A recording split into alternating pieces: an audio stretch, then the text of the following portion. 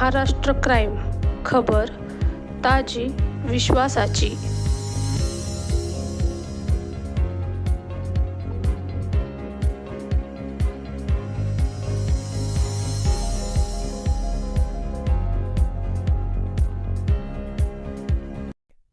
कोल्हापूर फुलेवाडी रिंगरोडवर झालेल्या बहुचर्चित महेश राजेंद्र राख खून प्रकरणातील मुख्य सूत्रधार आणि टोळीचा म्होरक्या सिद्धांत गवळी याला करवीर पोलिसांनी अखेर मुंबईतून बेड्या ठोकल्या आहेत।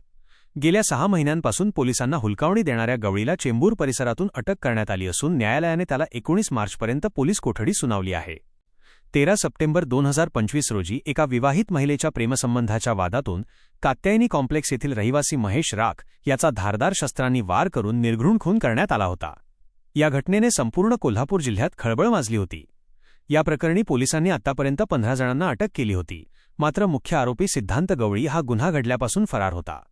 सिद्धांत गवळी हा नाव बदलून मुंबईतील चेंबूर भागात वास्तव्यास असल्याची खात्रीशीर माहिती पोलीस अंमलदार विजय तळसकर आणि पोलीस उपनिरीक्षक विनायक सपाटे यांना मिळाली होती। या माहितीच्या आधारे पोलीस अधीक्षक योगेश कुमार गुप्ता, अपर पोलीस अधीक्षक डॉक्टर बी.